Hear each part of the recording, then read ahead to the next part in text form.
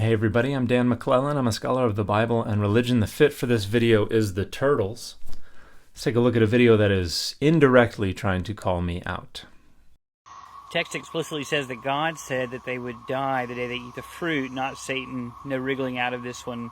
I just want to ask, how did we ever get to the point of arguing that God lied when the data actually says it's the serpent that lied?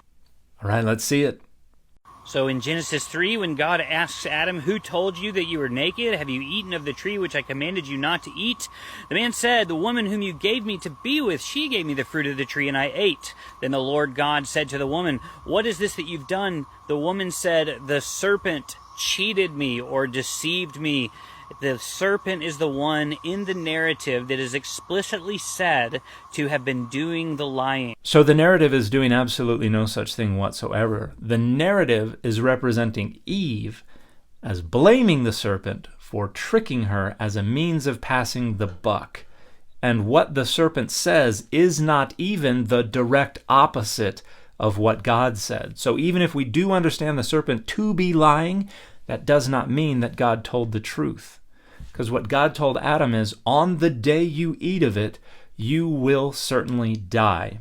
And the grammar does not leave room for understanding that to mean anything other than within roughly a 24-hour period of eating the fruit, you will physically, literally die.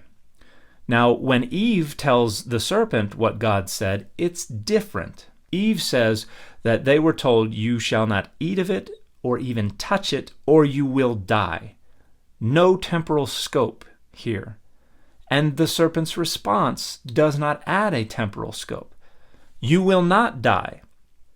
But God knows that on the day you eat of it, you will become like the gods, knowing good and evil.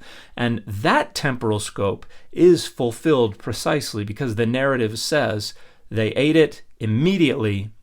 They realized they were naked, they went to cover themselves, and in Genesis 3:22, God themselves acknowledges the veracity of the serpent's statement in saying, the human has become like one of us to know good and evil. So the serpent made two statements, and one of them, on the day you eat of it, you will become like the gods knowing good and evil, 100% directly fulfilled, even according to God themselves, within the narrative. Now, the other thing the serpent said was that you will not die. The serpent didn't say you will not die on that same day. The serpent shifted the temporal scope to the other thing. So this could be understood as the serpent saying you will never die. Eve doesn't say this is the scope we're looking at. Eve just says you will die, and the serpent says you will not die. So the serpent could be lying because they would eventually die, and so could God, because they did not die on the day. So even if we understand the serpent as directly lying about when they would die, this does not mean God was not lying. And additionally, a lot of scholars would point out absolutely nothing anywhere in this narrative suggests that Adam and Eve were anything other than mortal.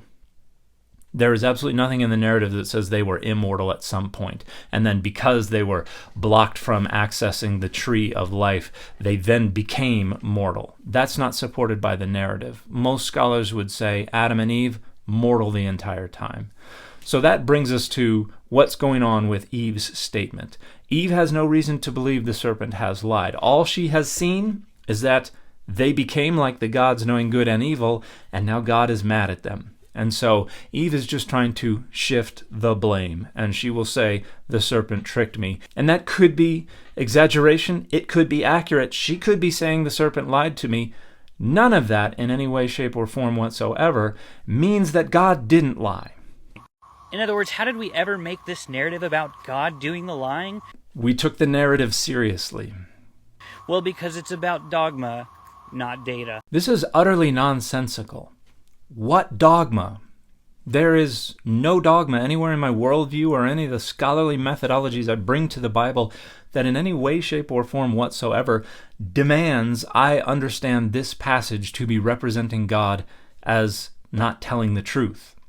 And no, you hate God, you hate the Bible, you hate Christianity. You're trying to tear down God, you're trying to tear down the Bible, you're trying to tear down Christianity. Those are not dogmas, and that's laughably false. None of that is true. That's just rhetorical prophylaxis for your own dogmas. Because between the two of us, this creator is the only one whose worldview is compromised at all by being wrong here. Doesn't compromise my worldview at all. If somebody brings a stronger argument and says, "Ha, Dan, you were wrong," I will say, you know what? You're right. I was wrong. I'm sorry. I will change my perspective. I've done it before on this channel. I've done it numerous times in my academic life. I have no problem with doing that. If the data indicate I'm wrong, I will accept being wrong. This creator can't even entertain the possibility. That is the dogma.